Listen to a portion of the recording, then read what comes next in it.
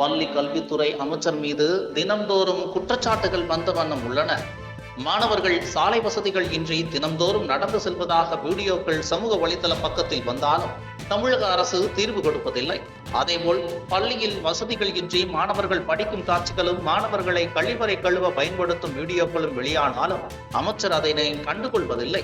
இந்த நிலையில்தான் அதிர வைக்கும் ஒரு வீடியோ ஒன்றை பாஜக முன்னாள் மாநில தலைவர் அண்ணாமலை வெளியிட்டுள்ளார். அதாவது புதுக்கோட்டை மாவட்டம் தேக்காட்டூர் ஊராட்சி நமனசமுத்திரம் குடியிருப்பு ஊராட்சி ஒன்றிய தொடக்க பள்ளியில் மாணவ மாணவியர்களை வைத்து கழிவறை சுத்தம் செய்ய வைத்த காணொலி மிகுந்த அதிர்ச்சி அளிக்கிறது. தமிழக பள்ளிகள் ஏற்கனவே வகுப்பறை கட்டிடம் இல்லாமல், சுத்தமான குடிநீர் வசதி இல்லாமல், போதிய ஆசிரியர்கள் இல்லாமல் அவல நிலையில் உள்ள போது 10 வயதுக்கும் குறைவான தொடக்கப்பள்ளி மாணவர்களை கழிவறை சுத்தம் செய்ய வைத்திருப்பது பள்ளி கல்வித்துறை எத்தனை சீரழிந்து கிடக்கிறது என்பதை காட்டுகிறது. இன்னும் ரசிகர் மன்ற மனப்பான்மையில் இருக்கும் பள்ளி கல்வித்துறை அமைச்சர் கடந்த 4 ஆண்டுகளாக கல்வித்துறைக்கு செய்தது முதலமைச்சருடன் இணைந்து விளம்பர நாடகங்களில் நடித்தது மட்டும்தான். 10 வயதுக்கு உட்பட்ட குழந்தைகளை கழிவறையை சுத்தம் செய்ய வைத்தது சட்டப்படி குற்றம் என்பதாவது தெரியுமா பள்ளி கல்வித்துறை அமைச்சர் அவர்களே என தெரிவித்துள்ளார். ஏற்கனவே சில தினங்களுக்கு முன்பு நெல்லை மாவட்டத்தில் இயங்கி வரும் அரசு உதவி பெறும் மாணவர் விடுதியில் கிணற்றை சுத்தம் செய்த மாணவர் அதில் தவறி விழுந்து